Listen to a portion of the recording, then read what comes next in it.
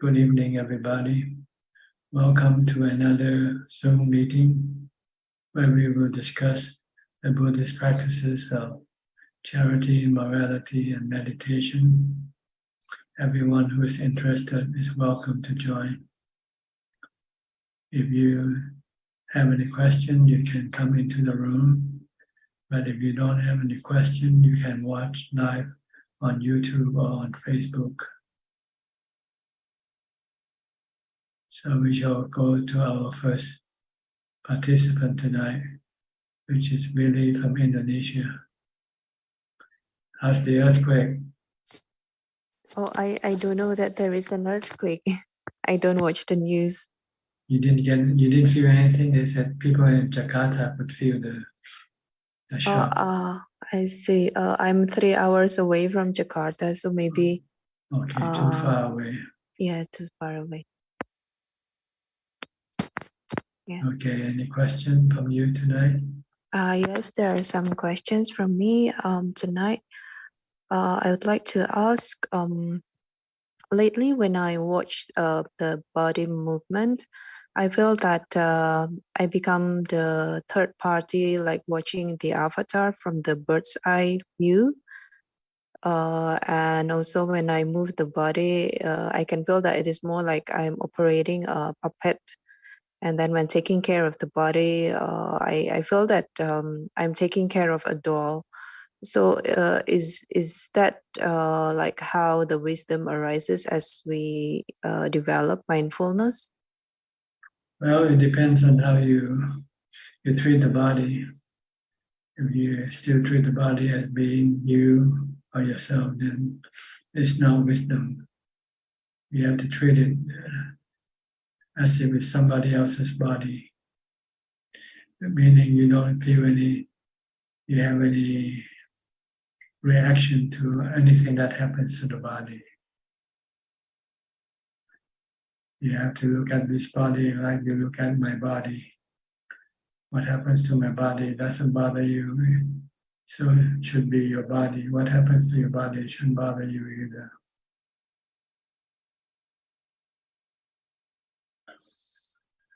Okay, then Ajahn. Okay. Okay. So, by just seeing that you like a third person looking at the body, that is maybe a starting point. The next point is to remind you then that body, the body that you're watching is not you. And when the body gets sick or anything happens to the body, you should not be disturbed. You should not be affected by what happens to the body. Okay. It's like you're looking at somebody else. Like looking at my body. When you see me, what happens to me, it won't bother you. So this is the way that you should look at your body.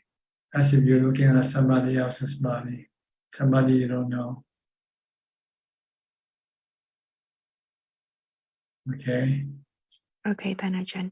Another question is, lately there are times that I can detach from the painful feeling.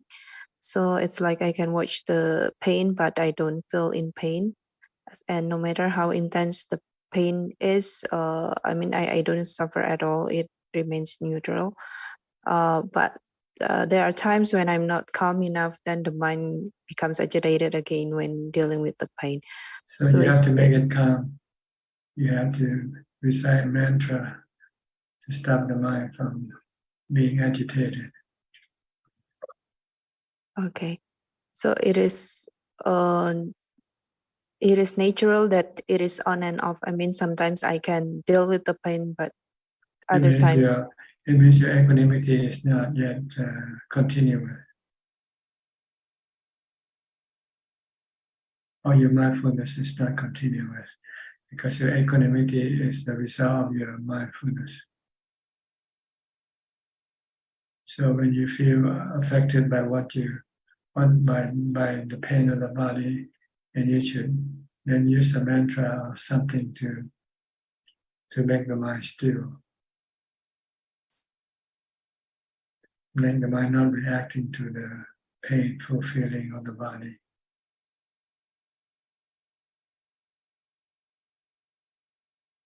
There's still this craving or desire to get rid of the pain.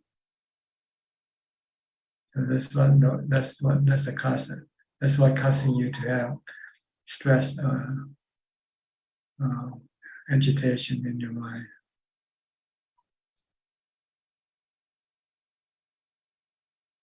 Okay. Okay, Ajahn. Thank you very much. Kok Sing from Singapore. Oh, yeah. Good evening, Prof. Ajahn. Tonight I have two questions like Prof. Ajahn to give advice. The first one is regarding Bhavana, Metta Bhavana. So what happened is every Sunday when I travel on the train, which is about 20 minutes journey, I would close my eyes and chant Metta Bhavana. I would just say, may all beings be well, may all beings be happy, may all beings be well and happy. So I will do this continuously for about 20 minutes until I reach my destination. This has been going on for a few months, but last Sunday, something happened, and that was the person sitting beside me coughed. So when I was reciting it silently, and when the person coughed second time again, so I still ignored, and then when he still coughed third time, I get a bit kind of irritated that, oh, this person next to me seems to be sick and is still traveling on the train. Then later on when I reflect, what happens to my loving kindness? I'm supposed to generate loving kindness, and yet I have this feeling of irritation arises in me. Because you don't mean what you say, you don't mean what you chant. You have to mean what you chant. So meaning what I'm chanting is just theoretically, but how do I? So how do I?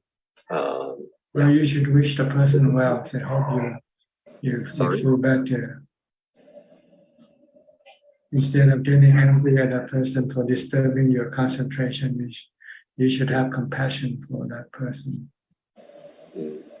So how should I react to my so-called my feelings at that point of time? Just be nice by compassion. Just say, or you can tell yourself, I shouldn't be thinking like this toward this person. It means I'm having no compassion or metta. So is there one verse or sentence that Ajahn can advise me to chant to overcome this contradiction? May all beings be well and happy. That's what you chant. So you just have to mean what you chant. That's all. You don't mean what you chant. So this proves that you didn't mean what you chant. You chant one thing, but your mind reacting another way. Yeah, that's why I'm feeling that what I'm doing is theoretically this is what I'm saying, but when it comes to the test, I didn't seem to pass the test. When the person next to me. So at least you know. So you have to then, once you know that you shouldn't be thinking like this, then you should tell your mind to change your thoughts, to think the proper way. I'll look at that person. If it happens to be yourself, what would you like people to do to you? Okay. So Prajan, meaning that at that point of time, I should stop chanting the verse, and I should do the contemplation? You just should tell yourself that this is not what you chant. See? You have to do what you chant. Okay. Okay, I will try out next time if the same thing happen again. Yeah. And if you keep doing this after a while, then you can do it. It might take a little bit practice. Or you can still simulate situation beforehand. But if I run into somebody mean and nasty to me, how would I react to that person if I have metta? You may say, well, if being mean for you makes you happy, well, I'm happy for you too. Okay, sorry, Prajna, can you repeat again? You have to simulate situations that haven't yet happened. In case you run into the similar situation, then you can then maintain your metta. Right? If you run into someone mean or nasty, and you say, "Oh, let him be nasty, let him be mean, as long as that's what makes him happy, because I wish him to be happy." Okay. Or your wife scold you, you're still not angry at her. You say, "Oh, it's okay. Maybe she doesn't feel good today, so she's angry at me, or she scolded me." But if it makes her feel good, okay, that's fine with me also. So you don't chant just like a robot. When you chant, may all beings feel well and happy. You don't have any situation to test your resolve, your intention. So you have to think, imagine a situation and then see how you would react to such a situation. Okay. Okay. So I will do some contemplation of possible scenarios that may. Someone step you on your toe, or somebody makes your clean shirt dirty. You go into a restaurant and the waiter somehow spills some water, spills some drinks on your shirt. You're gonna get angry at the waiter or not? If you want to have me time and you say, "Okay, no problem, I forgive you." See, these are things that you have to imagine. It's like doing homework. So that when you're given the test, you can then pass the test. Not just by merely chanting. Chanting alone doesn't mean anything, just words. Okay. Okay. Prajan, my second question is regarding Lord Buddha when his child was just born, his son was just born. So when the news of the birth of the son was brought to him, his immediate reaction was, he said the word Rahula, which is translated as bondage. So my question is, why does Buddha mention the birth of his son as bondage, which is quite different from traditional householder when a child is born to the householder, or they will say,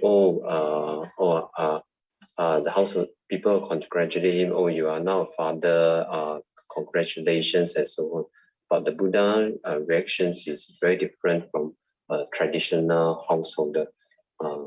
So just want to ask, why does Buddha mention birth as a bondage? Birth of the child is bondage. Because this is what will cause the father and son to be bonded. See? And he doesn't want to be bonded. He wants to be free. So he can go and meditate and pursue his path. Because once you have a child, you have to look after your child, right? You cannot leave your child. because you love your child. You want to watch your child grow up. So this will, if he doesn't leave that night, once he sees the child, then his mind can be overcome by this attachment to the child. So he had to decide to leave that night without going to look at the child. Because by merely just looking at the child can also cause this strong bonding to start.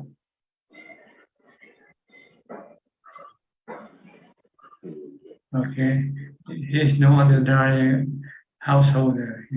He's a householder with wisdom.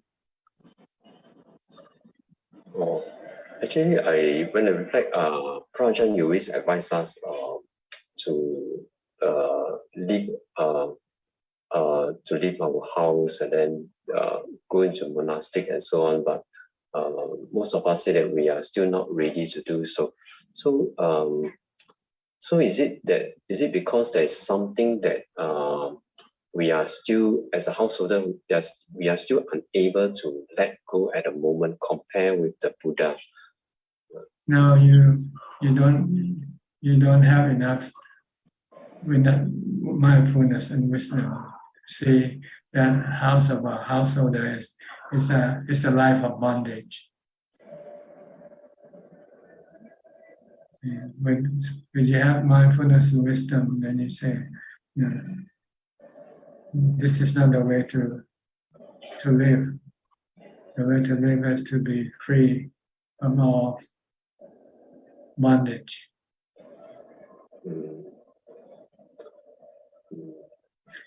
Because you still rely on the life of householder to keep you happy. You cannot yet meditate. So you don't know that meditation is better than the way you live to make you happy. Once you have meditated and experienced the result from your meditation, then you know the difference. Then you will know that the life of a householder is not a good life to live. A good life to live is the life of meditation. Life of sensual pleasure is suffering. Because you have to constantly chasing after sensual objects to keep you happy. And sooner or later you will not be able to do it once your body becomes old or sick. See, the Buddha saw the sick person, saw an aged person, an old person, saw a sick person, and saw a corpse. So you see, this is the future of the body, his body. Once the body enter into these stages, it will not be able to go after sensual objects to keep you happy, to keep him happy. But he have experienced the peace he had established before in past life, the peace of meditation. So I think that's the way to go.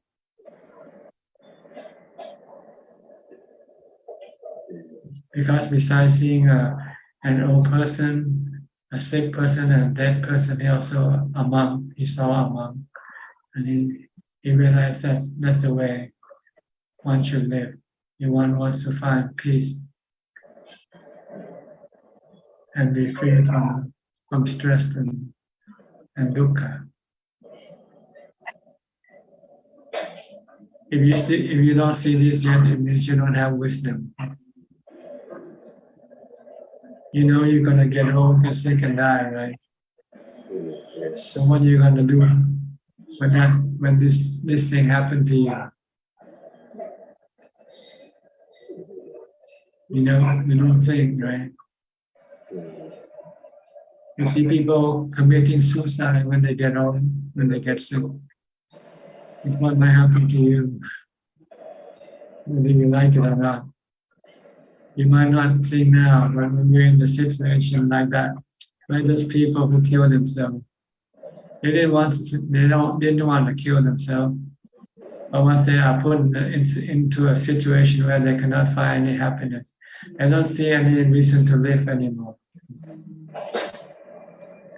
Especially when you have to become a burden on somebody else to look after you.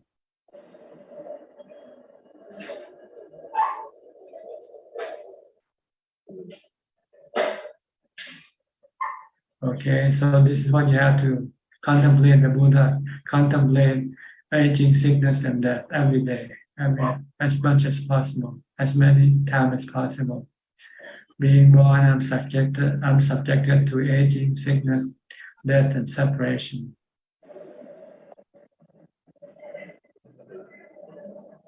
This is your homework. This is the test that you will be tested in due course.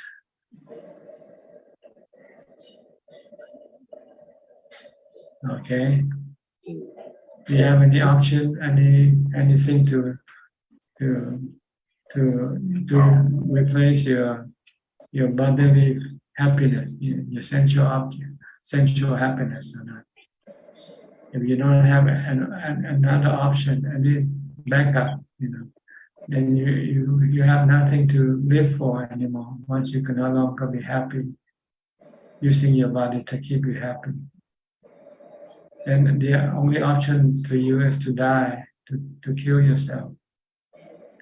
That's why some countries now they have law that allow doctors to inject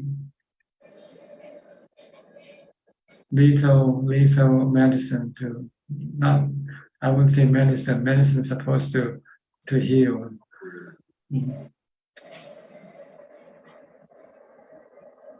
Some people, I think in Europe, they have to travel to a country where euthanasia is allowed, legal, because they don't see any point in living anymore. But as a Buddhist, if you're constantly reminded that you're going to have to, get old, get sick, and die, so you will then start to change your way of making yourself happy. Instead of making yourself happy by going after sensual objects, then you will start to change your way of making yourself happy by following the triple training the Buddha teaches. Make yourself happy by doing charity work. Make yourself happy by keeping the precept. Make yourself happy by meditation.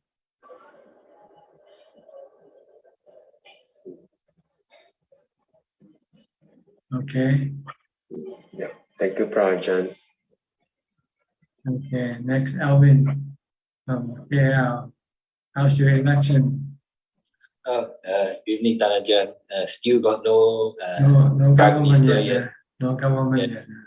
No government. No government yet. No prime minister yet. I think tomorrow another day for us. A lot of surprises, I heard. Yes. A lot of surprises. Yeah. I suppose it's a part of politics, Ajaan. I think it's too complicated. It's anicca. Look at it as anicca. Yes. Of course, all of us have a preference, but I mean, we can't control the situation. Whatever it is, like case Sira. Whatever will be. Yeah. So, yeah. Tomorrow will be another day for us. It doesn't matter who comes. It's the same old wine in a new bottle. That's all. That's politics. They come to grab power and money for themselves, but they claim they're doing for the country. Yeah. I don't have any question at the moment, but just quickly, you're talking about euthanasia. Euthanasia is considered as committing suicide as well, right? You go down to the lower realm of existence. Because you have intention to kill the body, to terminate the body. So as as a Buddhist, one should not opt for that, right? Let No, each one should deal with the painfulness and the sickness with practice of bhavana. Calm your mind, make your mind have equanimity. And your mind will be happy even when you are sick or when you are dying. So there's no need to kill yourself. Kill yourself according to the law of karma. It also is a bad karma. And it will send your mind to a lower realm of existence. and then you will come back and keep on doing it. Right, or it's just a vicious cycle. The vicious cycle. Because this is how you deal with your problem. So next time when you come back, when you come back to the same problem, you'll deal with the same problem, with the same solution. But if you deal with the Buddhas, you will not kill yourself. Then you will not go to a lower realm after you die, and you might even break the cycle of rebirth if you succeed all steps of your practice, the 4 steps.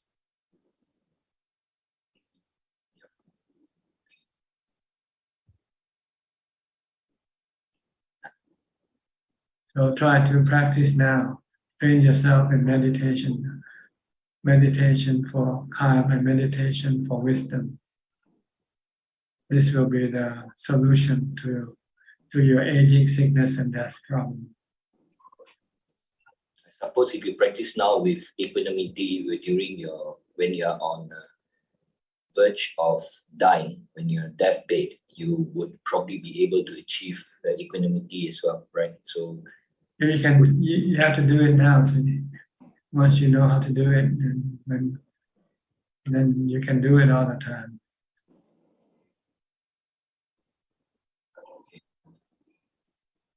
Okay. thank you. Finding also from Malaysia. Good day to you, Ajaan. Yes, today I have a question. In regards to Ajaan just now put an analogy that we can use a third person perspective to look at the body. Does it mean as well that this will increase the mindfulness, especially when we look at the speech and the behavior, and then also maybe the thoughts, anything that is physical or mind? Does that contribute to the mindfulness? Mindfulness will make your mind not reacting to anything. Will just make your mind just be merely knowing or aware of the situation, but not reacting to any situation. Yeah. Without mindfulness, you would have no equanimity, and your defilement will push you to react, either positively or negatively, with attraction or aversion. Yeah. Okay, so we have to always be mindful and watch our speech and also the thoughts as well, because that will lead to many different circumstances. Well, ideally, you want to stop your thoughts. You stop thinking. Mm. And you have to meditate to make it, to stop completely. All right.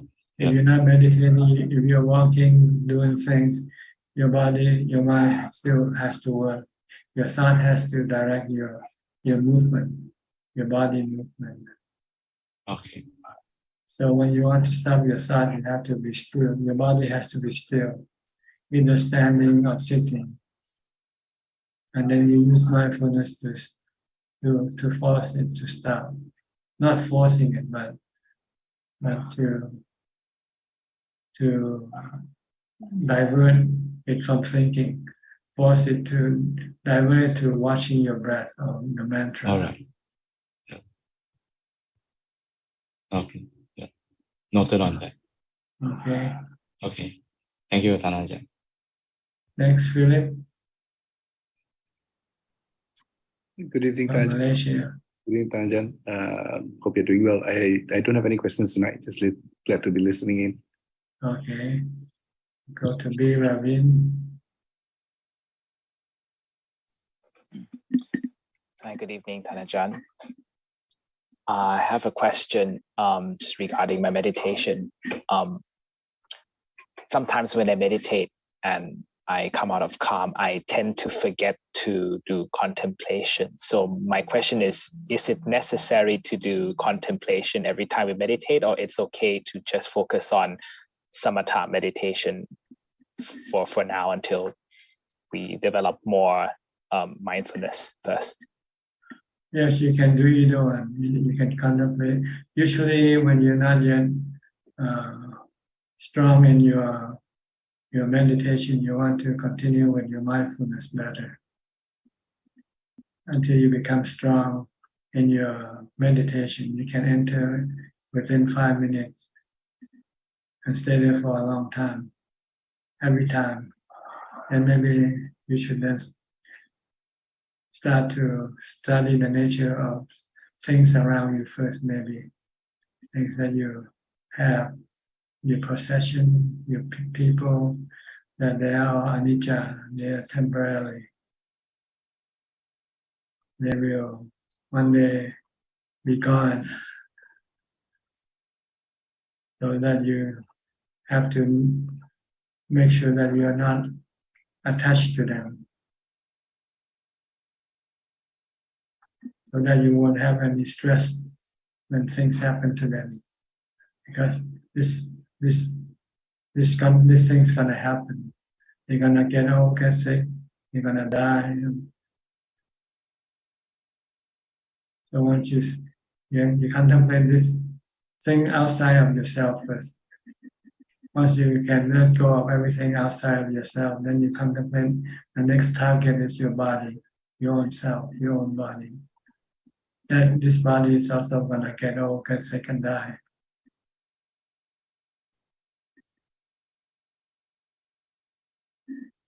So then you, if you want to make sure whether you can let go of them or not, try to go live alone. Try to live without having anything external to keep you happy, and rely only on meditation.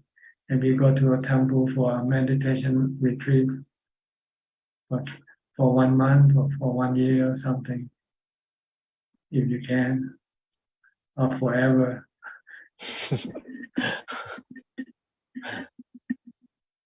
I didn't go to a meditation retreat, but I quit working and I stay at home alone and concentrate on meditation practices and studying the Dhamma teaching to gain some wisdom and try to fight off my cravings for sensual objects. It's like put yourself in jail, voluntary jail. No communication, no socializing with anybody. Live alone. Because if you rely on other things, when you lose them, you're gonna be sad, right? So you cannot rely on anybody or on anything to keep you happy permanently. Sooner or later, they will change, they will disappear. And you have to find replacement. No matter how many replacements you find, they are all the same thing. So it's better to find something that you can rely on forever. That's the peace within yourself, peace and happiness within yourself. That you get from your meditation practice.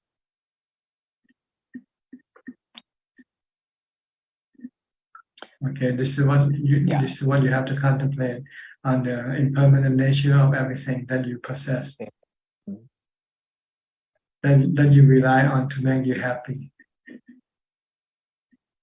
So try to live simple. Get rid of your whatever you used to for happiness, for pleasure. and instead using meditation as a way of keeping you happy. Because you don't have to use anything when you meditate. You don't have to use anything. All you need is a quiet surrounding and the time to do it. That's all.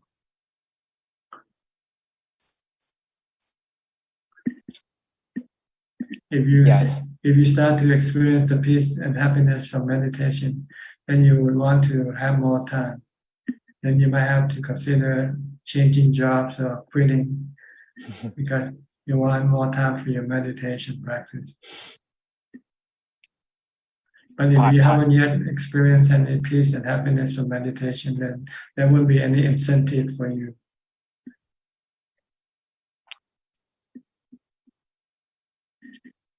Yes, I understand. That's why sometimes, Ajahn, you encourage us to take the 8 precepts because it prevents us from straying off and enjoying the sensual pleasures.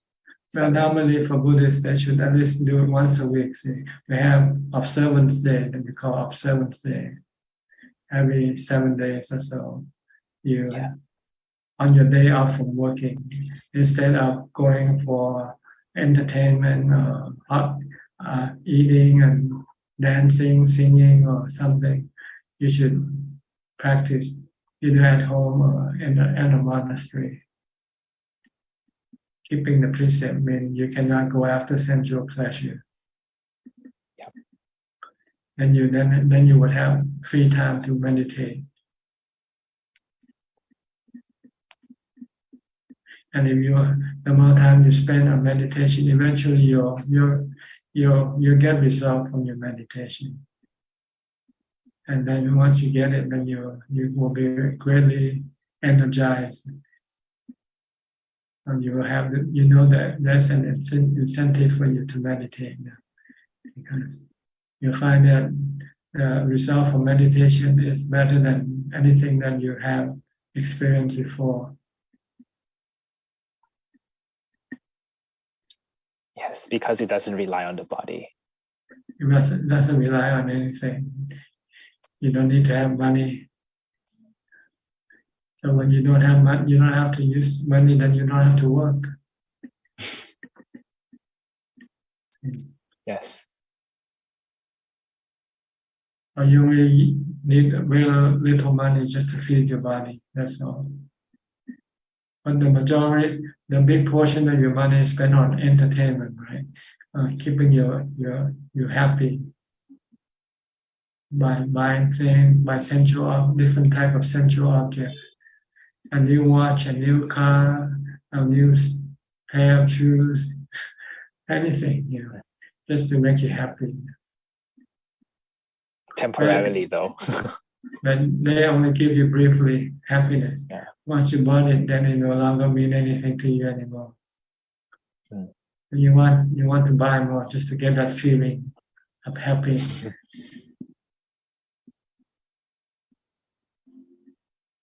So this is something you have to contemplate also. The elusiveness of sensual pleasure. You can never keep it for long. Right? Once you catch it, then it's gone. Then you have to go after something else. Yes. Yes, if we want to spend money, rather do it for dana, would be more beneficial.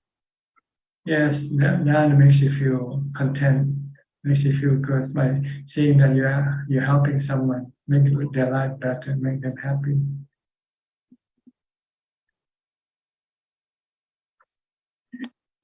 Okay, anything else? Not for now, Ajahn. I'll try to, when I contemplate, I'll think about things around me. That's something I've never done before, but now that Ajahn mentioned it, I will try that out. Thank you. Yeah, everything that you rely on is temporary. It can be pulled up from your feet anytime. Even your job, you can lose your job suddenly. Yes.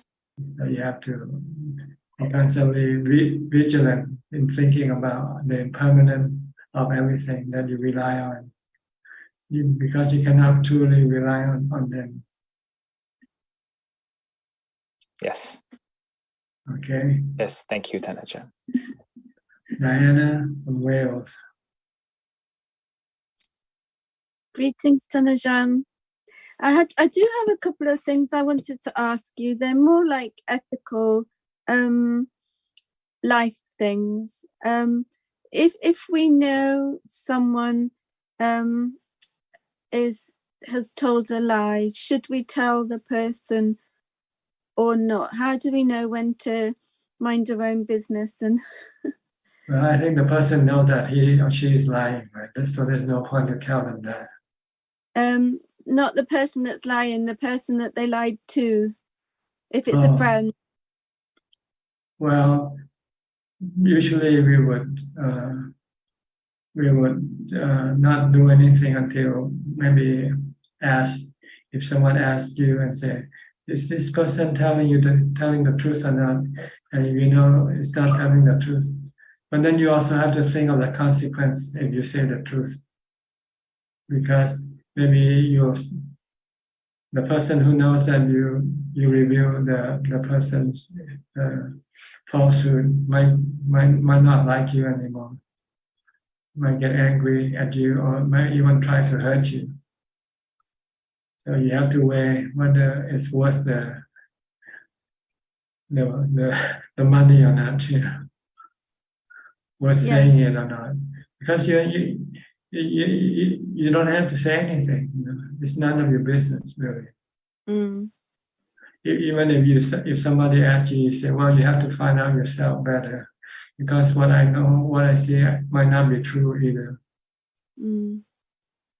Thank you. Yeah, I think that's what I decided. I thought it's more about how serious it is, and you have to weigh up the balance. And that's right. The other thing I was wondering about, I've got like an oral exam, a Viva coming up, and I'm nervous, but I was thinking that's about ego, isn't it? Because I worried about my ego. If I didn't worry about my ego, I wouldn't worry about the exam. Well, you can say that also, but I think basically it's your expectation to pass that causes you to have the anxiety, worry. But if you don't expect to pass, you said you just take it for fun. Then you won't have any anxiety. You can take it or leave it, So this is one way of getting rid of your anxiety. Is just to think of it that you can take it either way, whether you pass or you don't pass. But you try your best. Yeah. Try your best and leave the rest. Yeah.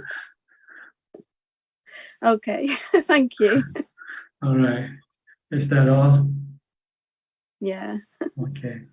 Next, Evie from Indonesia. Evie, are you ready? Yeah, Ajahn. Can You have to Ajahn speak louder. Can Ajahn hear me? Not loud enough yet. Too small voice. Okay, better now. Better now. Okay. Ajahn, I want to ask. When I lost one of my best customer because they found a better price, I should be sad and scared. But the reality is that without that customer, I'm still fine. Should I look for the customer to come back to me? Because part of me says that I have to chase it back, because if you let it be stupid. I'm also not like before. If I lose something, I will suffer a lot because I feel fine now. Like now, if I try to recreate it and it doesn't work, then I will let it go. Well, if you look from a Buddhist perspective, then if you lose something, it's better than keeping what you have. Because when you have something, you have to look after it, right? When you lose it, then you no longer have to worry about that thing that you lose.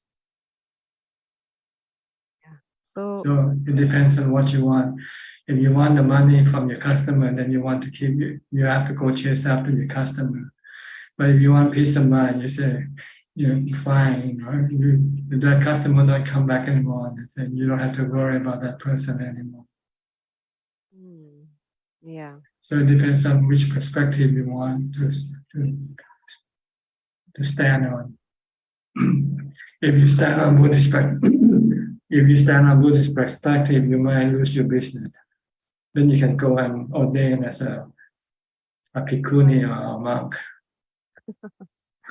Because all is anicca and That's right. anatta, Yeah, but dukkha is our choice. Is that right, Ajahn? that's right. Whether you want stress or peace of mind, then you have to choose. If you want stress, then you have to go after your people. Whatever you lose, you want it back. Then you'll be stressful trying to bring it back, right? Yeah. But if you want peace, then you just say, okay, anicca is gone, fine with me. Yeah. Okay, I think if I cannot reach back, okay, I let it go. Okay, that's better. Don't lose sleep over it. Yeah. Not worth it. Your sleep is Yeah. more important. Yeah. What's the point of having money and you cannot go to sleep, right? Yeah. That's right. Have money but cannot sleep. It's very suffer. And Okay. I want to ask about my meditation. I put until the face of my Buddha Rupang appears in my meditation, like the memorizing the shape of my Buddha Rupang. Don't worry about it. Just keep concentrate on the word itself. Yeah, I Ignore concentrate on the everything word else that appears. Buddha, Buddha. Don't be distracted. Don't be distracted by what appears. Just keep concentrating on the word, the mantra.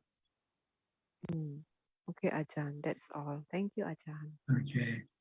Okay, Yenso from Penang. Any question? Ajahn, no question. Yeah, greeting to Ajahn. Okay. Alfredo from Brazil.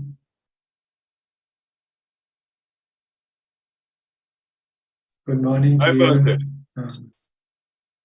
Okay. Good. How are you? Practice meditation. Practice My breath is meditation.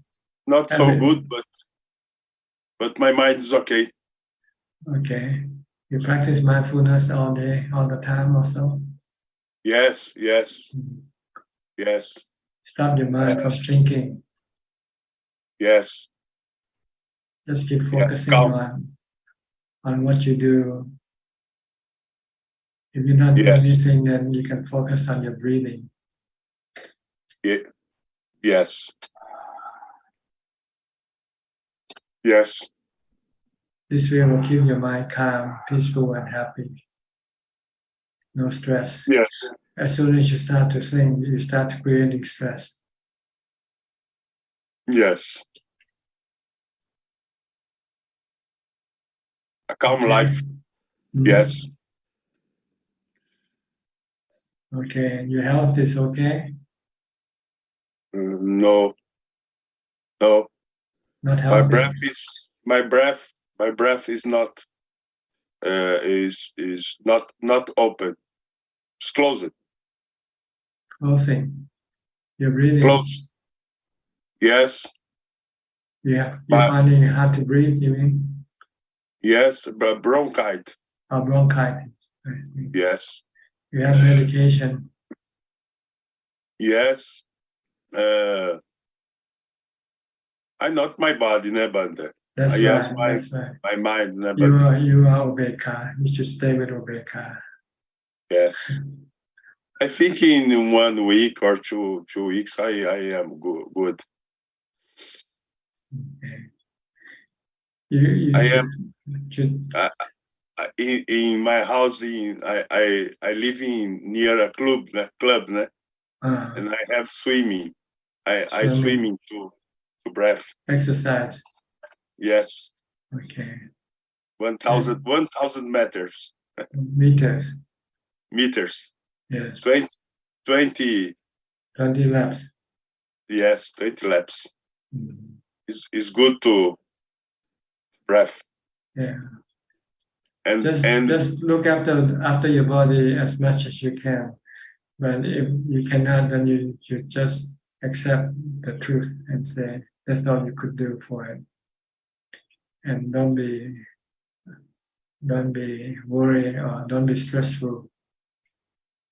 Yes. Because this is the nature of the body.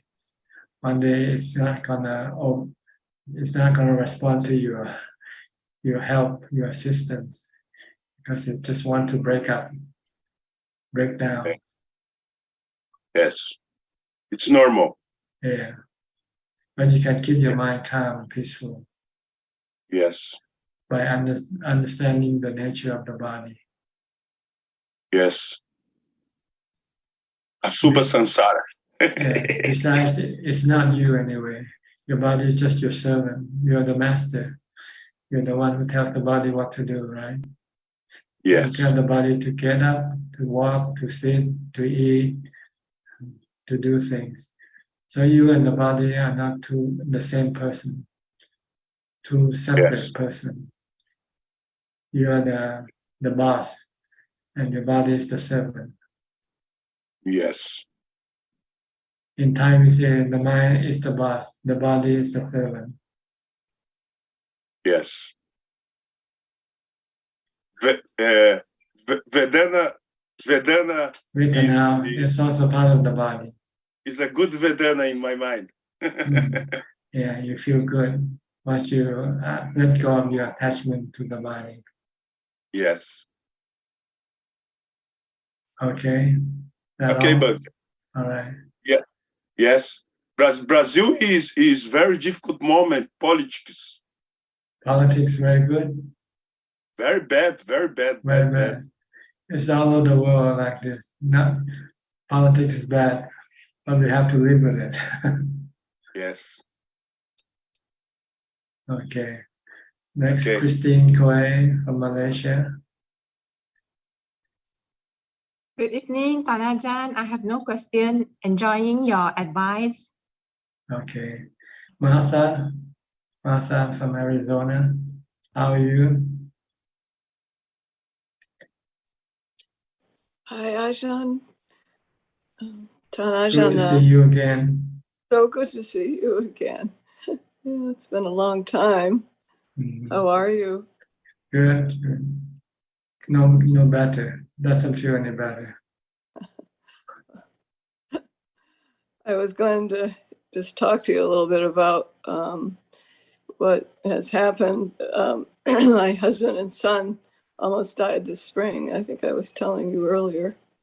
And it was an incredible, it's been, they're still not well.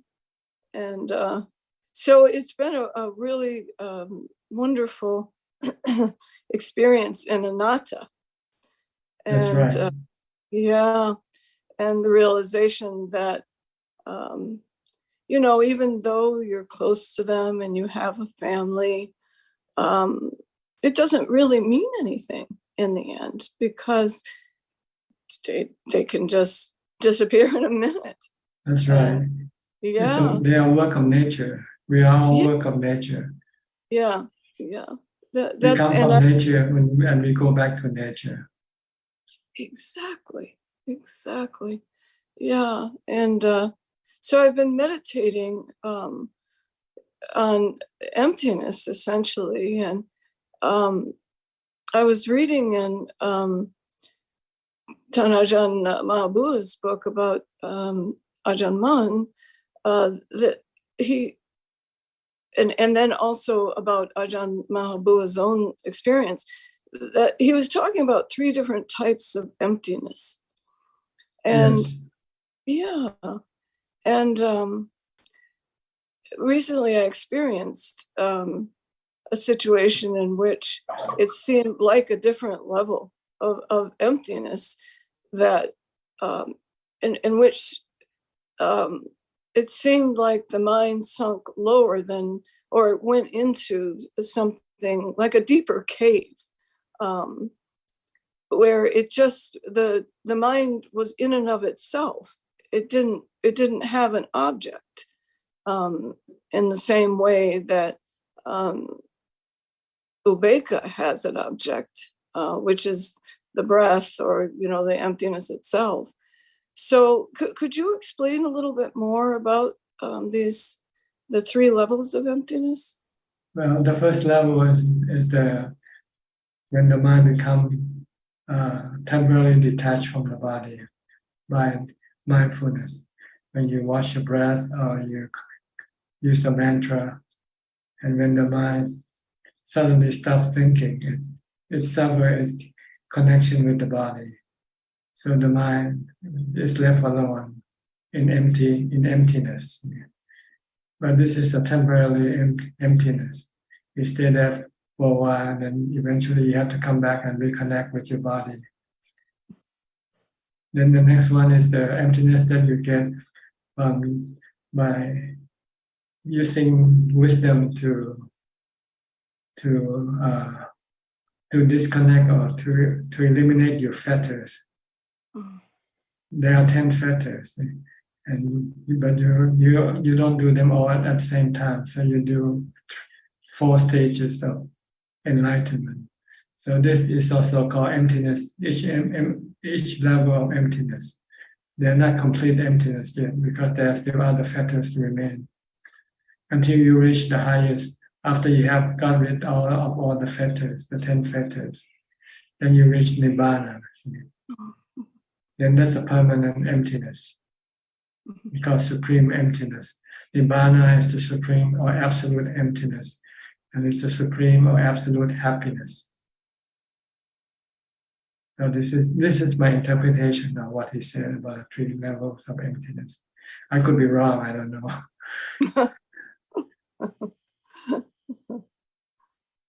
Thank you. Yes. So for most people, we've only experienced the first level, the first emptiness. When we concentrate, we have strong mindfulness and be able to calm the mind, to make it still. And then from there we go to the next level, trying to get rid of the first 3 fetters.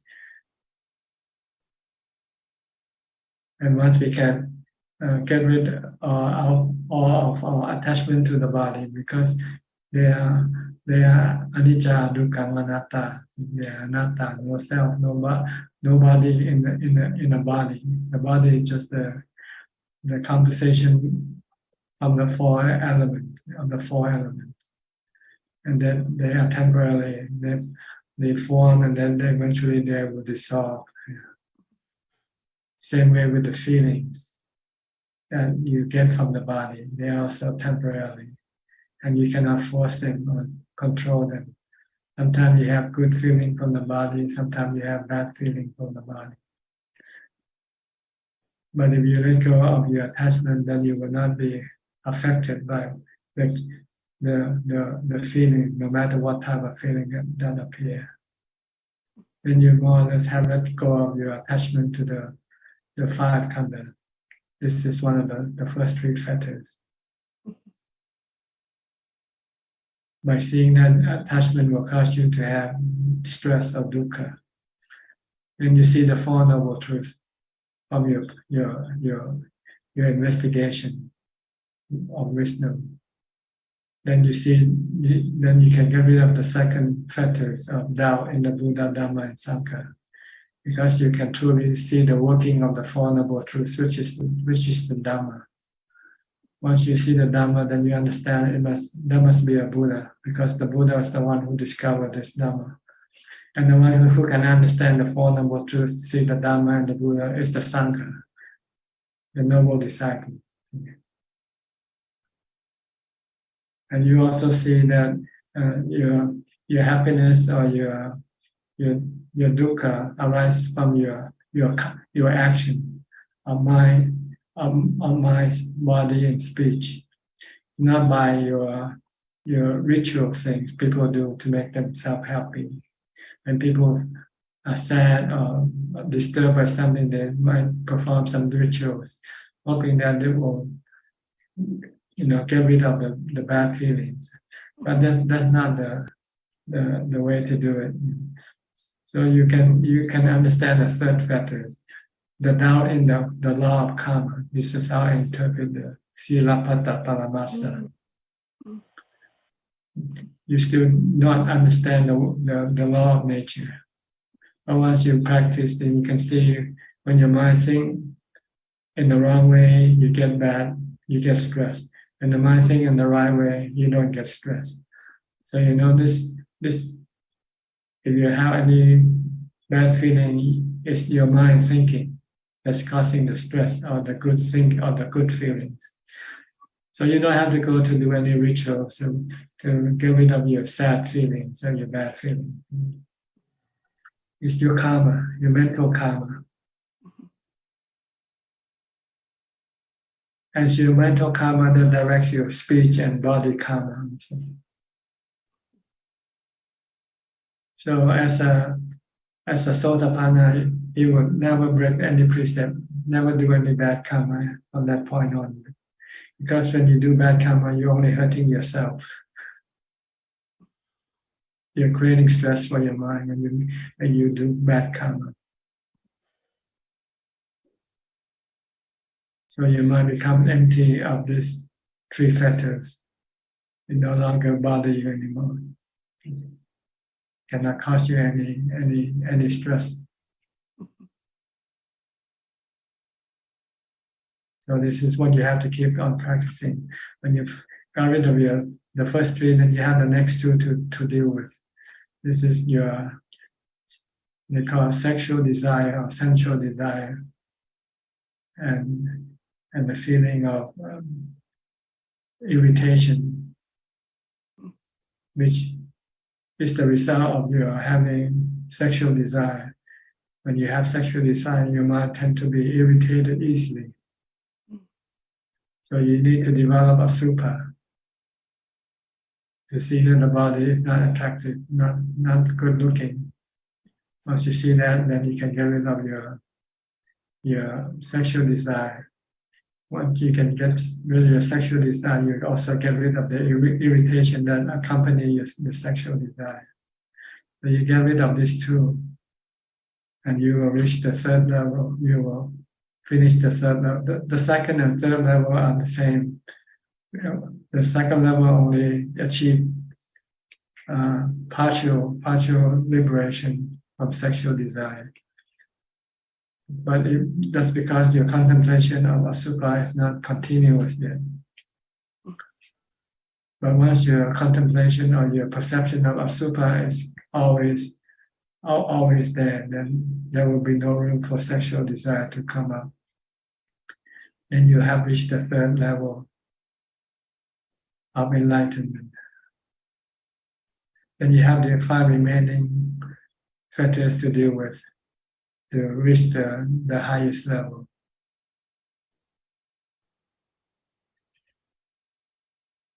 So I don't want to go into the detail because might be too far for you to worry about it from now. And I'll just try to get rid of the first 3 fetters, right? Your attachment to your body and other people's body. Just like you mentioned earlier, it's just anatta, right? Everybody, your body, my body, is really made of the 4 elements.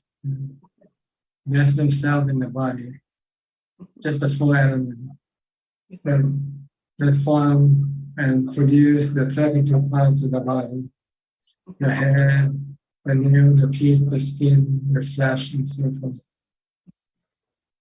And those things one day we'll have to break down, and return back to the 4 elements. That's all it is. It's not working with the 4 elements. Forming and breaking down of the 4 elements. Once you see this, then you see that nobody dies. Because the one who uses the body doesn't die with the body. The one who tells the body what to do is the mind. And the mind is a knowing element. This knowing element doesn't die. And continue on, it go on and take rebirth. It will still have these 10 fetters with it. These 10 fetters will then push it to go seek a new body.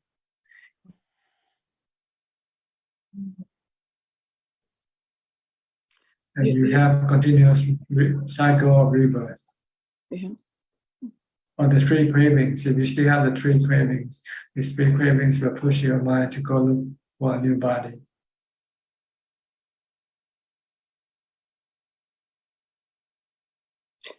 Yeah, and Ajahn, it's after seeing, these two bodies essentially, my husband and son, and realizing that there's just no permanence there, and there's no self. Your husband is not in the body. You won't be able to find him in his body.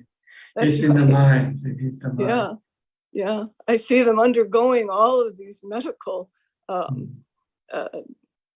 operations, and I look at it and I think, what's the point of reincarnating? It just doesn't make any sense to me anymore, because you can't gain anything from it. Because birth is dukkha. Sure is. Birth creates aging, sickness, and death. Yeah. And separation from the one you love. Yeah, that's right. And it just doesn't seem to have any point to it. But I guess what happens, what you're saying is that unless the fetters are destroyed, karma forces you back into a body again, even if you don't see any point in it. That's right. You have to stop your fetters of the three cravings. They're the same thing. I mean, the cravings and the fetters are the same thing. Only manifest in a different way. That's all. But they are the same thing. They are the cause of your rebirth. Okay. And meditate. Yeah. Get to the first emptiness. Then once you get to the first emptiness, then you can develop wisdom to get to the second emptiness. And eventually will lead you to the third emptiness, the permanent emptiness, complete emptiness. The four levels of enlightenment are partial emptiness.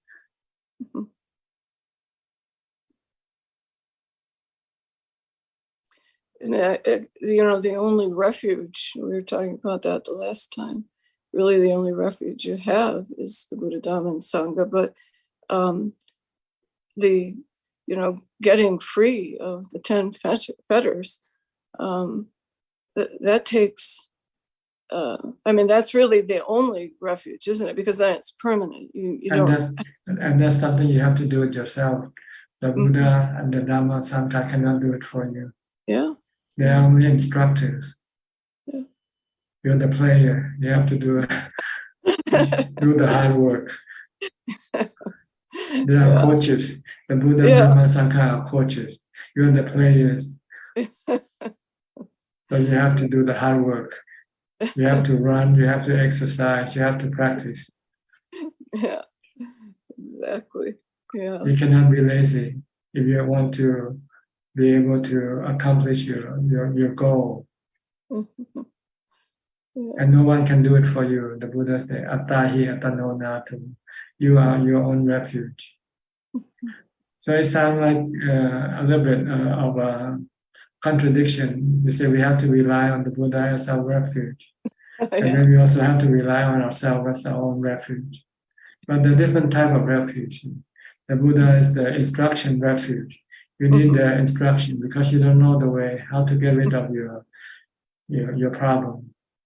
So you need the instruction.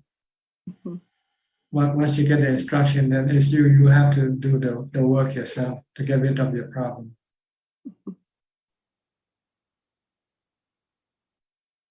So don't be lazy. Try to practice the triple training: dana, sila, and bhavana.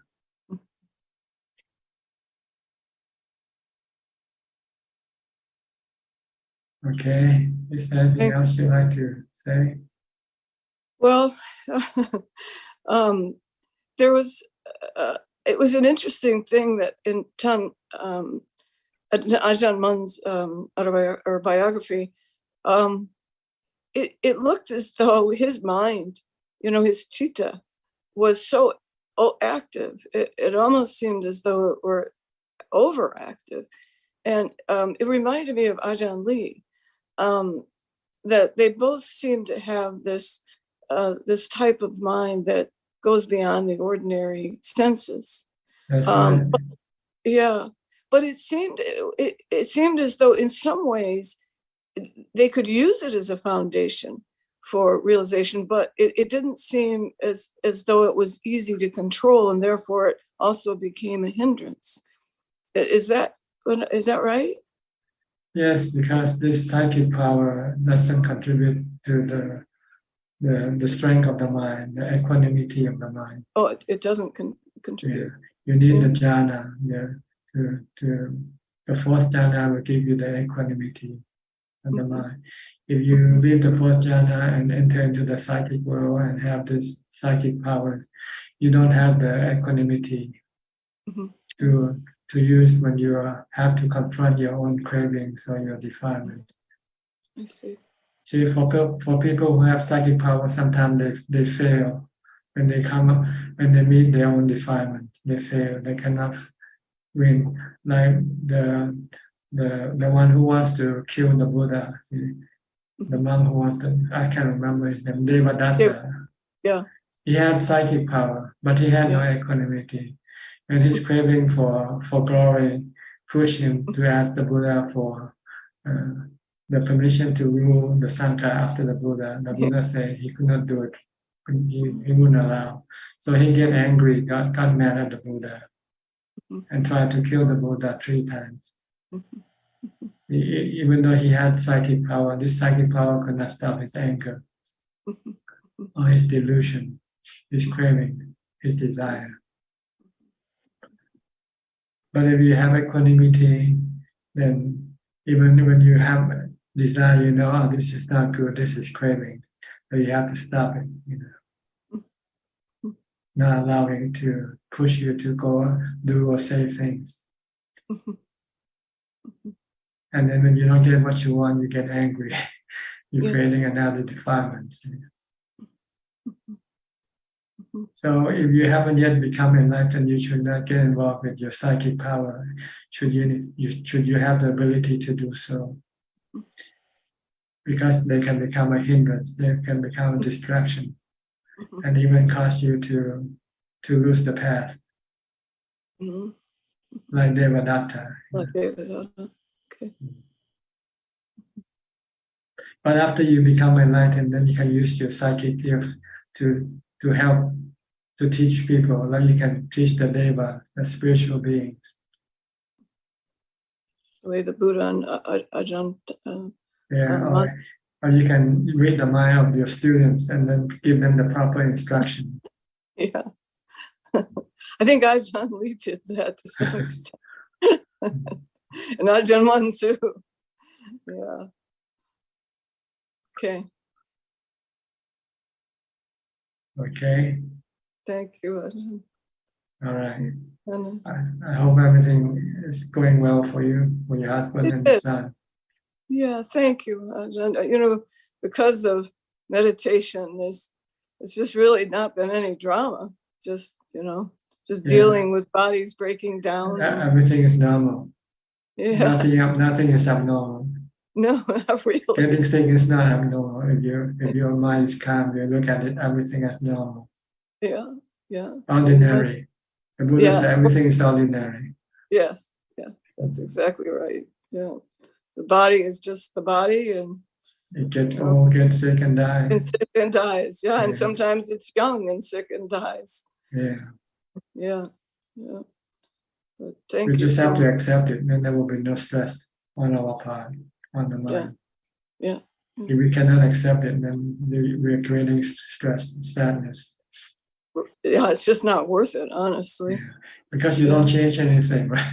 No, you can't. You can't control it. Yeah. It just slips out of your grasp. Even if you go to doctors, it just slips. It doesn't matter. Yeah. It slips away. But you couldn't have feel reacted bad because you haven't trained yourself with mindfulness and wisdom. Yeah. There hasn't been any drama or stress, actually. Good. Yeah. It means you have advanced in your path. Yeah. Well, this has kind of forced me to. Yeah, sometimes you need to be forced to do the exam, or else you don't like to do the exam. Yeah, that's exactly right. Yeah, it pushes you so hard. It's kind of like just crushes down the mind that wants to say, oh, I have to change it. I have to make him better. I have to, control the situation.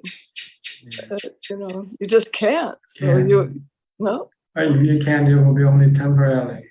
Yeah, that's the other thing. Right? They'll come back again. Yeah, absolutely. So all in all, even though from a standpoint of the world, it's been a horrific time, in a way, it's been the most instructive time of my entire life. And I appreciate that. Like there's a saying that says no pain, no gain. Yeah. That's right. Or no pain, no wisdom.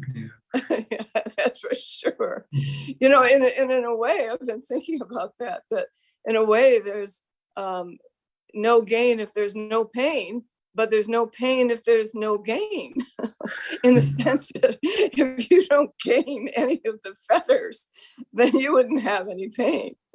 So yeah, I've been meditating on that the only way out really is to get rid of the fetters and just be absolutely free from this constant cycle of you're better, you're not better, you're in a body, you're not in a body. It's mind-boggling.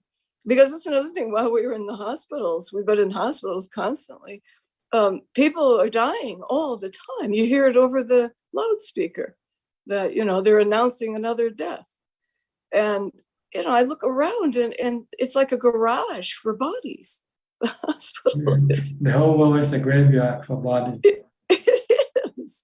Yeah. It's absolutely incredible. And everything you do, basically. We are living corpse. You can also think of us as living corpse, walking dead. Yeah. We are the walking dead. Like the movie. Yeah. All you do is you look around those hospitals, they're gigantic, they're bigger than cathedrals. I look at all the bodies there, and they're all, they're all in the last stages of life, but they're not prepared in any way. They just keep trying to fix the body. Yeah. And so anyway, it's been an incredible experience, but I'm really grateful for it because, being in my 70s, I'm not going to last much longer. But at this point, I've just accepted that that's probably a good thing. Yes. Yeah. So anyway, thank you, Ajaan, so much. Okay. Just keep your mind calm and peaceful. That's all we have to do. Okay. And then everything will be ordinary. Everything will be normal. Okay. Good luck to you. Thank you, Ajaan. Thank you so much. Next, Gary from Singapore. Gary, you have anything to say? Ajaan, good evening. No questions for me. Just Okay. listening. Okay, Belinda, also from Singapore. Looks like you're better now than last week. Anicca. Good 1 week and bad 1 week. Yeah. Life goes like a cycle, up and down, up and down. But as you practice, the cycle will be less and less, will be more stable. It will be a straight line eventually. No good, no bad, just normal. Upeka. Ubeka. Not liking and not disliking. Practice mindfulness, and you get ubeka. Then your mind one swing up and down. Like a yo-yo. You play yo-yo before. Yeah, I think Dhamma sister's questions earlier about Vedana, the sharing, Ajaan sharing. It works for me, itipiso, for this week.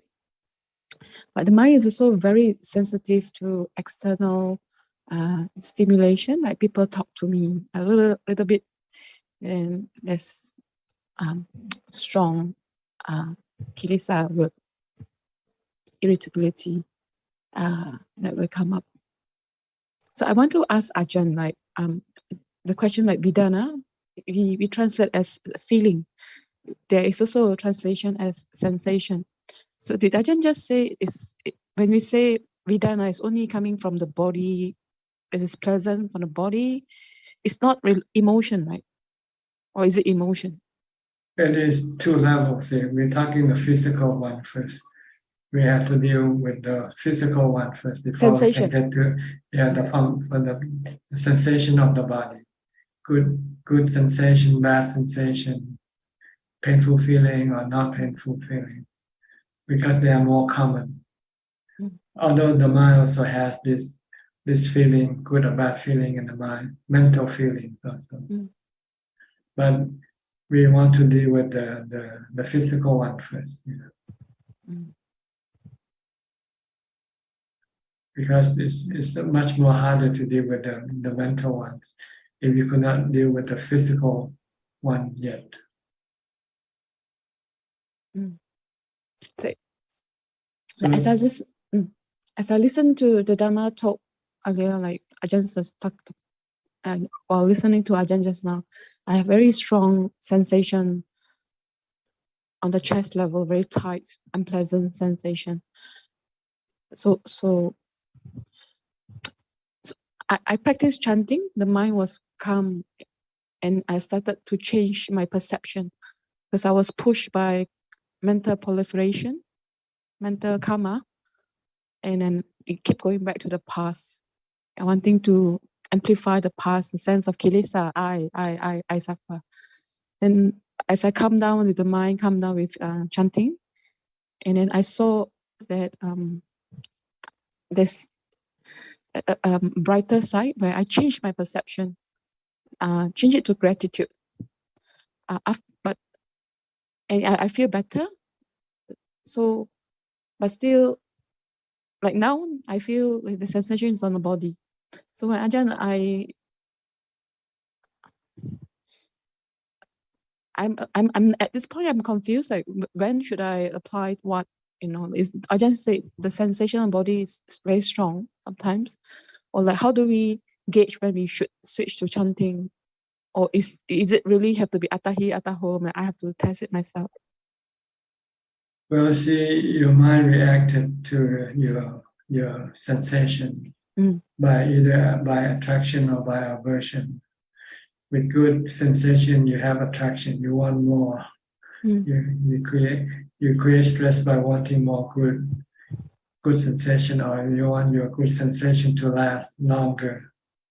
But it's temporarily. When your good sensation disappears, then you feel sad because you lose something good.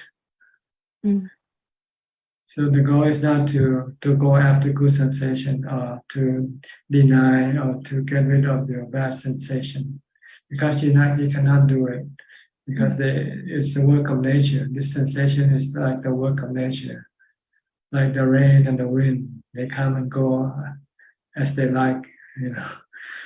The proper way to deal with them, this thing is just to merely know them or accept them. When they come, let them come. When they go, let them go. Don't try to have any attraction or aversion toward them. We normally have attraction for good feelings and we have aversion for bad feelings. And we have this in the mind. We have to fight to keep the good feeling and try to get rid of the bad feeling. And this can cause stress in the mind when you cannot do it. But if you just leave the feelings alone, let them come, whether good or bad feeling, by understanding this is their nature, and that is something that we cannot force them or control them. But we can live with them happily by just merely knowing them, not reacting to them by aversion or by attraction. React to them with equanimity. If you are reacting, then you have to use a mantra to stop your reaction to your feelings. When we say we react, it's like they are subtle, like it's subtly. You feel bad already. When you feel bad, you already react. When you have painful some pain in your body, you start to feel bad. I mean, you're already reacting. Or when you have some good feeling in your body, you start to feel good. This is also reacting. You should neither feel good or bad to what you're feeling. You should just merely know you're feeling. Merely experiencing your feeling without any reaction on your mind, from your mind. The Buddha said, just merely know what you see, merely know what you feel, merely know what you hear, merely know what you think, just merely know that everything is impermanent, everything come and go. They come by condition and they go by condition, not by your order. You cannot order them to come or go. But we tend to try to control everything, right? We want good things to stay with us, and we want bad things to go away. And when we cannot get what we want, then we have unhappiness, sadness, or stress. But if we just let things come and go by themselves, then we don't feel anything. We feel normal.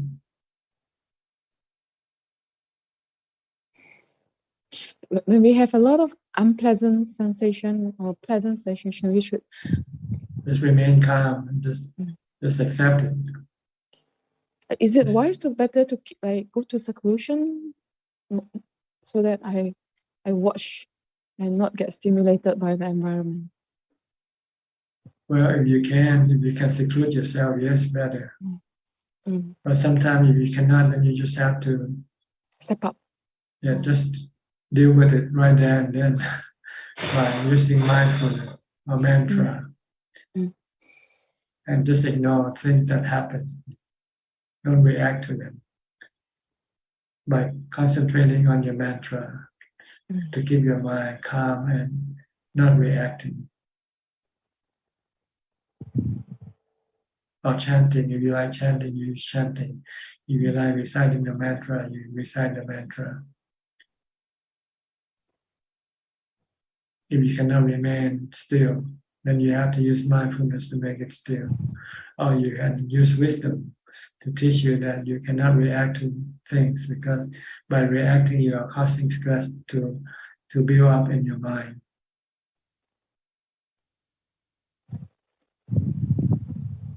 Okay. Okay. Thank you, Ajahn. I will practice. Okay. Next, Sui and Czech from Vancouver, Canada. Ajahn. Hello, Ajahn. So beautiful and profound, Ajahn, the teaching. So touching to the heart. The Buddha's teaching is always profound. Without the Buddha, we won't be sitting here and discussing these things, because we won't know anything.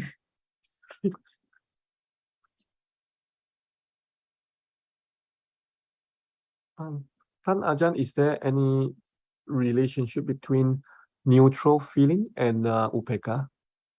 No, they're different. Feelings are feeling, upekkha, just the state of not reacting to anything is upekkha. This is calm, peace of mind. Why neutral feeling is like when you don't have good feeling or you don't have bad feeling, then you have neutral feeling. Like when you're hungry, you have bad feeling. When you have your full meal, when you have eaten, you feel full, you have good feeling. But when you're not hungry or when you're not full, then you have neutral feeling. Okay. This keeps changing in your body. Your body keeps changing. Sometimes it gets hungry or thirsty. And when it gets hungry or thirsty, you give it food or drink, then it becomes full, then you have good feeling. Then after a while, the good feeling disappears, but the hungry hasn't come up yet. So you have neutral feeling. Oh, okay. Maybe right now you haven't yet You're not hungry yet, and you're not full yet. So you have neutral feeling. So this three feeling keeps changing back and forth between the three. They keep taking turns showing up. Oh, and upekkha is It's not separate. This is your mind. This is your mind. Not reacting to anything. Not reacting with love, hate, fear, or delusion is upekkha. When you're hungry, if you have upekkha, you just feel normal. You don't feel angry because you cannot eat. Oh. And when you're full, if you have upekkha, you don't feel like you like it. You want it. You want more of it. You might just remain not reacting to whether you're hungry or when you're full. That's upekkha.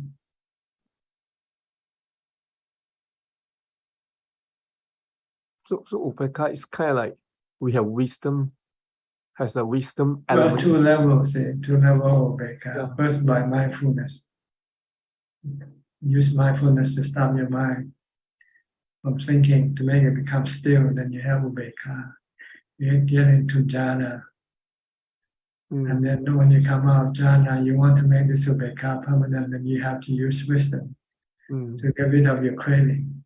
Because it's your craving that's causing your mind to lose upekkha.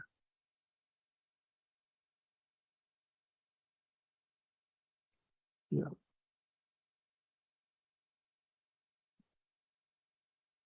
Right now, you should just worry about mindfulness. This is the first step of practice. It's mindfulness. Try to stay mindful all the time, from the time you get up to the time you go to sleep. And you do that, just focus on the mantra or on your body movement. And then let your mind go think about the past or think about the future. Except you really have to think, but otherwise don't let it think. Keep it still, keep it not thinking, keep it merely knowing. Know what you are doing, but don't think. Because when you think, you can start creating defilement and stress. When you think about money, you can become anxious about your status. How is my financial status? Or when you think of somebody, you worry about them, right? Are they well? Are they going to be okay? But if you don't think, then you won't have this thing happening. No emotion arising from your emotion only arises from your thinking.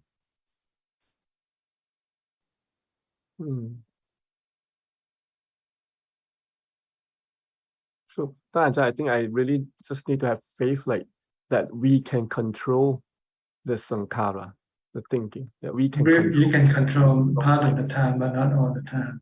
When you have mindfulness, you can control to stop it. But then your mindfulness cannot control it all the time to keep it from thinking. But what you can do is you can direct your mind to think in the right way. Samma Sankapo is right thinking. You can direct the mind to think about anicca, dukkha, anatta. This is right thinking.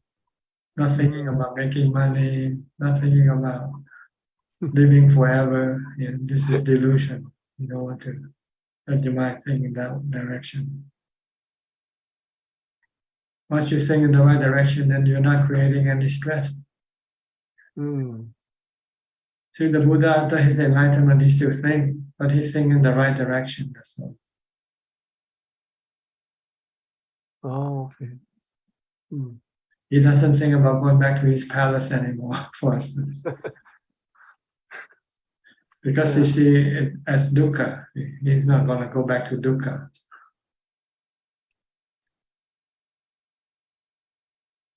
Oh, okay.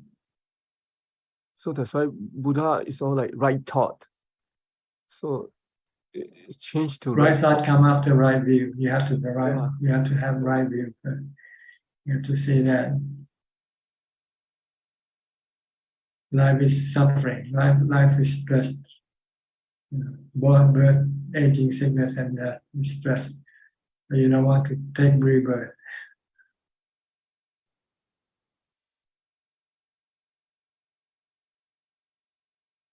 You have to see everything as temporary. If they're temporary, then they can cause stress when you lose something that you like. Then you have stress or sadness or misery or whatever. It's all dukkha in one word in Pali. It's easy to use the Pali word. Dukkha. Yeah.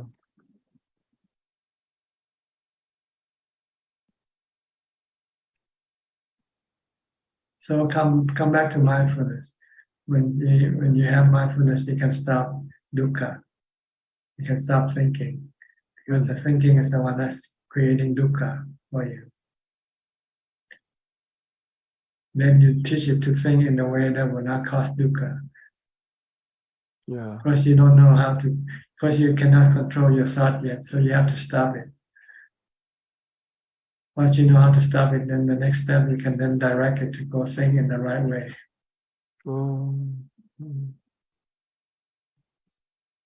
If you cannot stop it, then you cannot direct it to go think in the right way. It will keep thinking in the wrong way.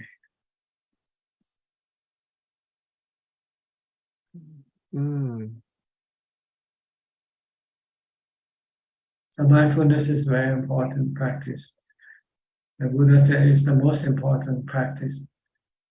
You first have to start with mindfulness. It's like when you study, you have to start with A, B, C. When you meditate, you have to start with mindfulness. With the support of right action, with the precepts, the morality, and the support of your charity to enable you to have the time to practice mindfulness.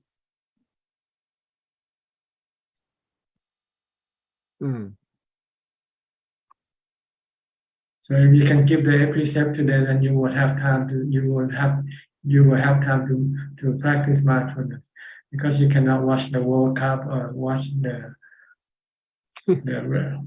movie or anything, because you keep the precept. And then you will have time to practice mindfulness. If you just keep the 5 precepts, then you can still watch television, watch YouTube or whatever. You can eat anytime you want, and you won't have time to practice mindfulness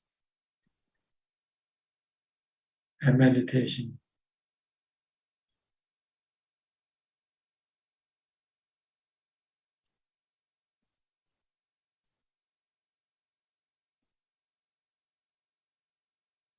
What about you, Check? You have any question? No question. Just feel like so much metta coming from Ajahn. Like my heart is full of like I can feel the radiation of metta from you so much. That I feel like wow, so touching. No, this is not metta. This is teaching. Teacher teaching students. That's all. Just doing my job. That's what I get paid for.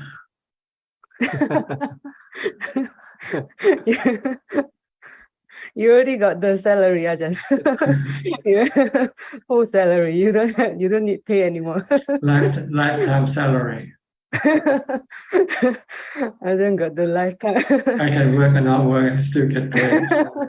Yeah, that's what I mean. I guess you can work or not work, but you still help us.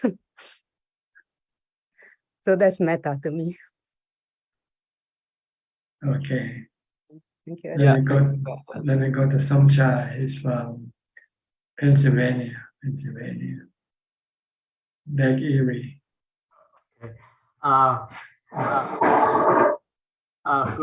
Good evening,ท่านพระอาจารย์. That's a really. I just come right in time today, so it's stressing thinking, concerned about, and what else? The stress, all kind.ท่านพระอาจารย์try to say it. Forget all about that. It's so you can be concentrate with yourself, mindfulness, and also put through. So this thing is a work well to me, but I still think about some like my kid too. It's not doing the right the way I thought, but you said it's not my fault. So let them figure out the way how they want to do. So I keep this in my mind. So and it's once a while, like once a month, you know, like I kind of pop in, pop out on concentrate about go with see friend, like have some beer, and sometimes sipping a little bit. I know that's such a bad, but that's all I do. That's all I bet. It's not all every day like used to be. So but you have to think when one day you will not be able to do it. What will you do then? How would you be happy then? Now you can use your body to make you happy, but one day your body will not be able to make you happy. Then what will you do?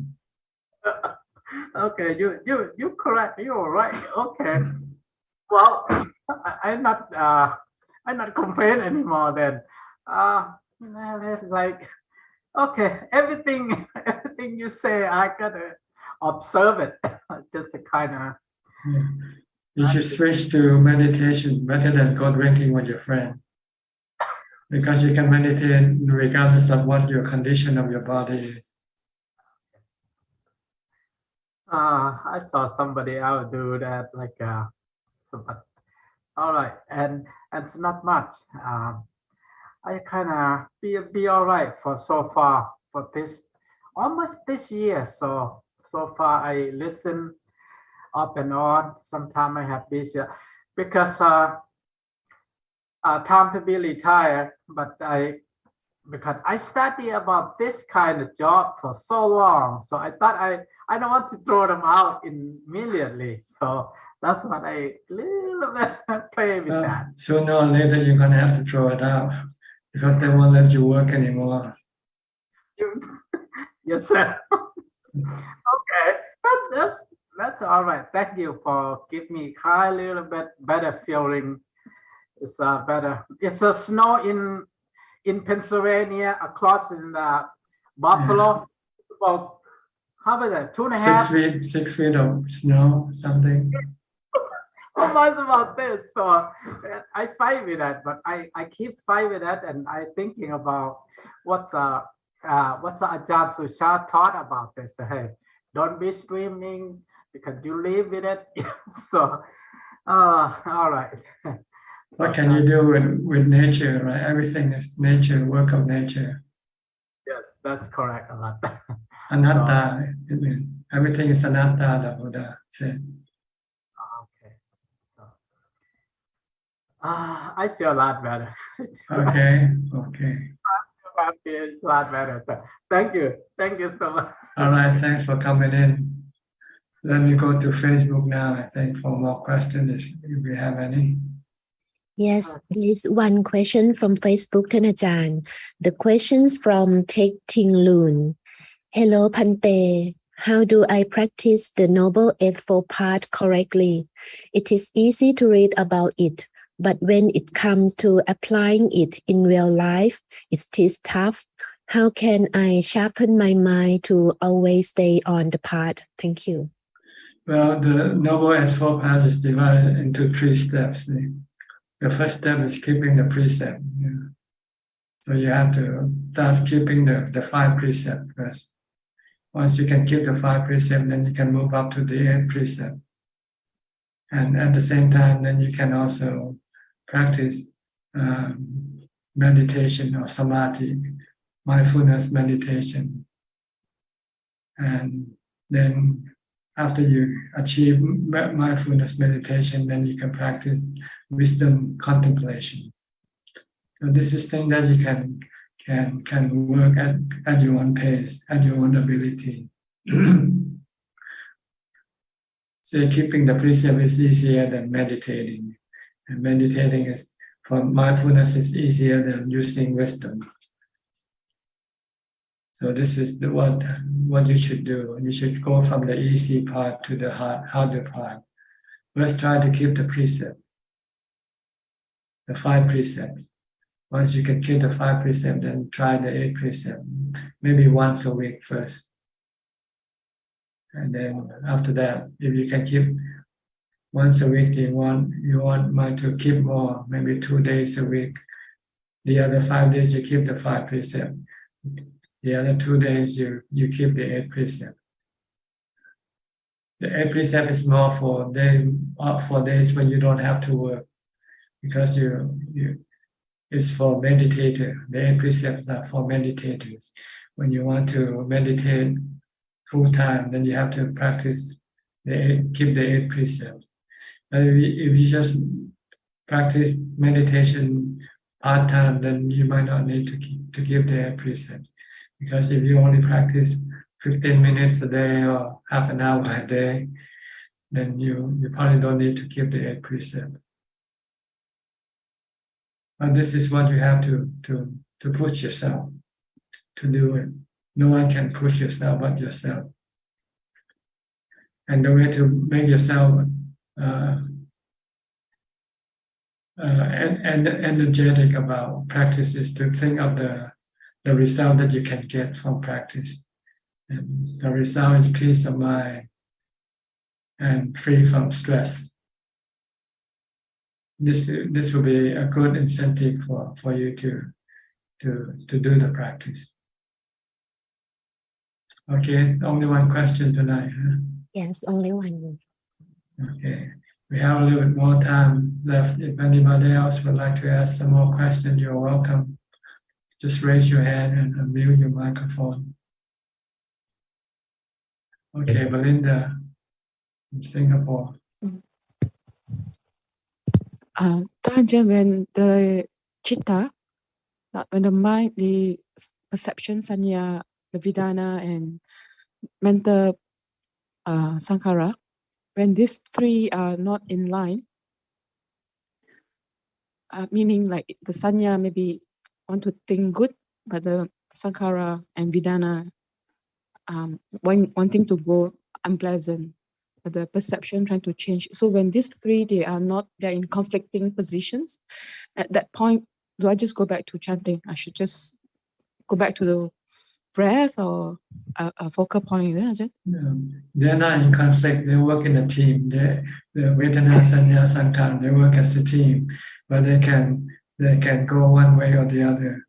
Sometimes you want to think good, and sometimes you think bad.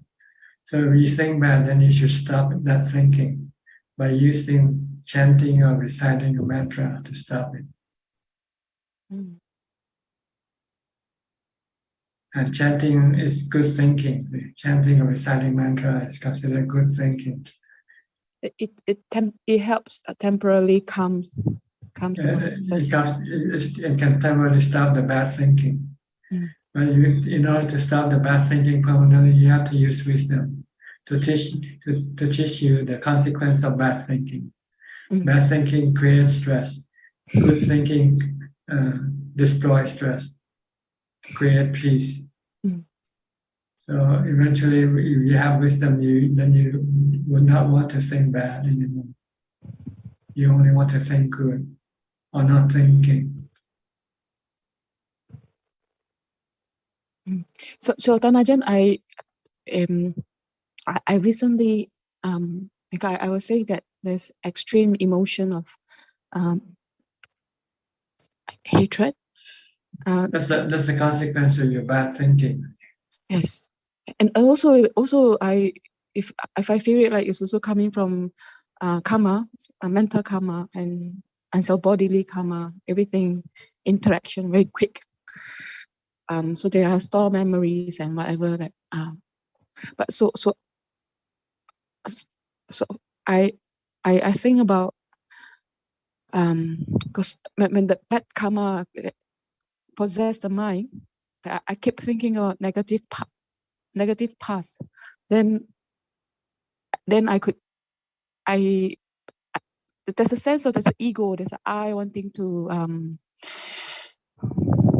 live. And when I the irony is there was this question said there's no pain, there's no wisdom. So we also need human life, this precious human life to get to cross across to nibbana. So we need samsara for nibbana to. So then I think about when I was just born, I could have been buried as a daughter. People bury daughter, they don't want female, or they want daughter. I could have been buried. But this small body, I was raised by my parents, my mother. So in that sense, I thought, hey, that brings down my ego, the sense of I in control, I being independent now. Now that I have a big form, the big body, if I think back about my past, I think about having a small baby, and I've been raised by my mom. I could have been buried, or if it's different parents. So I think that at least I still have a life now, and I think that is very important, and not having this current big body now, the non-baby body. So then since the mind keep thinking about the past, I go back to the past, and I think when I was a baby, and baby is helpless, they do nothing but to depend and cry and then asking for food. If nobody feeds me, I would have died, and they wouldn't have precious life for this samsara. And we need samsara. It's painful. I'm going to have aging once I'm born. It's painful, but I also like to see that I need the samsara to go to nibbana. So I see in that sense, and it helps to ground myself, ground the ego, not thinking that this body is independent or I'm getting away. So then it goes back to zero, and I feel gratitude towards my mom, the person who carry me. Okay, what you're trying to say, you're wasting our time. Okay, Ajahn. So I don't know if such thinking helps, or do I No, not it doesn't help at all. You should stop thinking. You should stop thinking. Yeah, because I just feel very egoistic, like. Yeah, just stop thinking, because your ego comes from your thinking. When you stop thinking, your ego will disappear.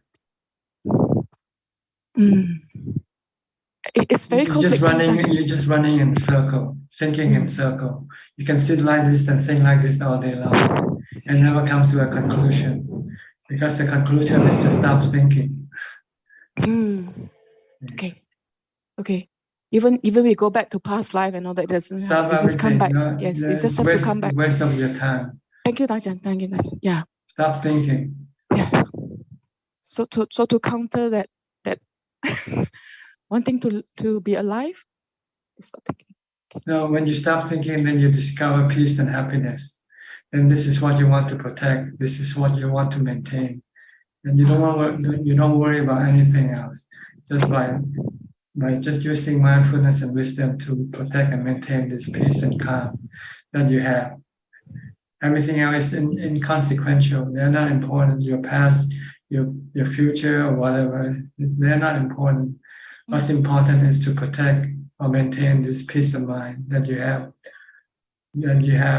by stopping your thinking with mindfulness. And this here and now, every moment. That's right. Okay, tomorrow is Uposatha, Ajahn. I reset and. So you're going to the future already. Why don't you do it now? Okay. Why tomorrow? You can when you can do it now. Okay. Thank you, Ajahn. Thank you. Okay. Thank you. You've been deluded by your thinking. Your thinking is delusional. You don't know that. Okay. All right. So one more question from Facebook. Yes. One more question from Jen Tan.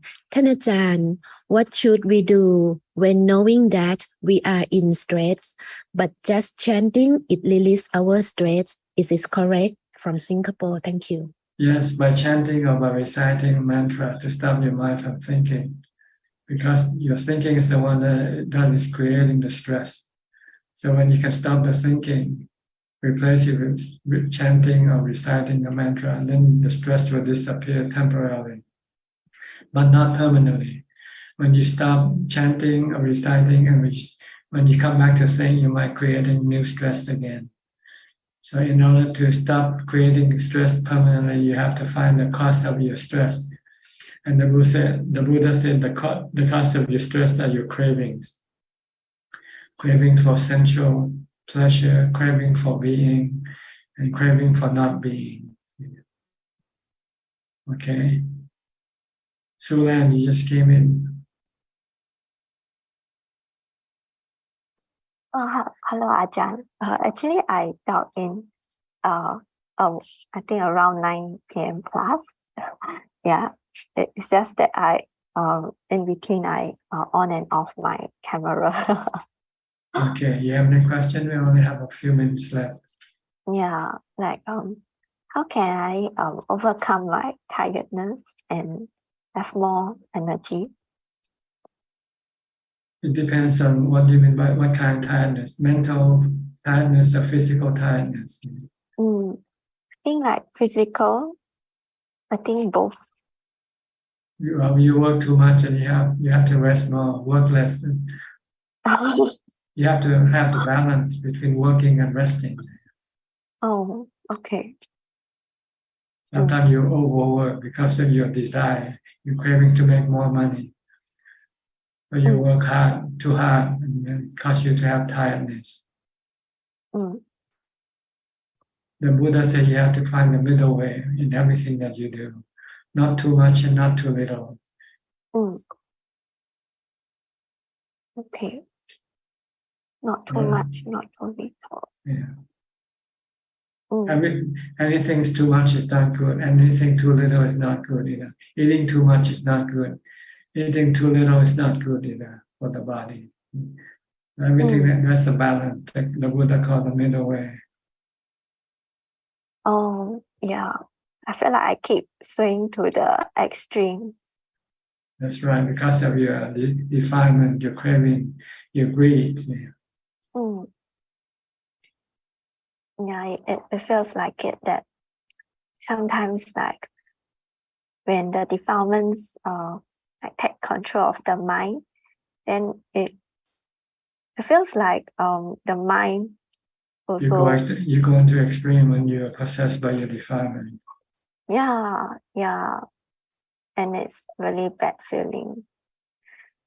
Then You have to use common sense and mindfulness to keep things in balance. You have to know the purpose of life. What is the purpose of life?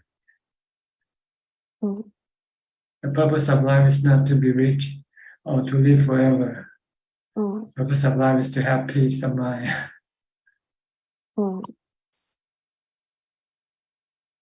Okay.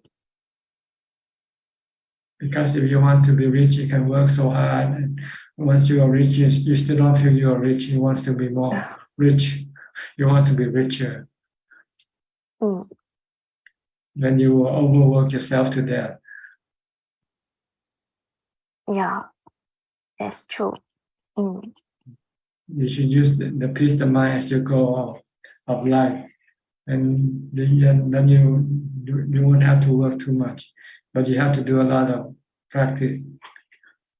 You have to practice a lot of the Noble Eightfold Path to get peace of mind.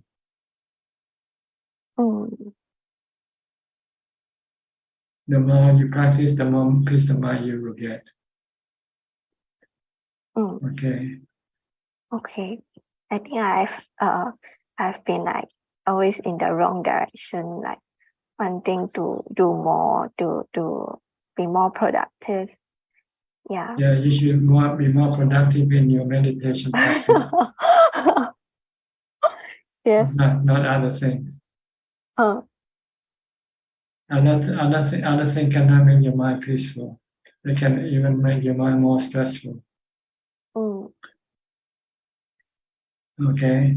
I think we're running out of time.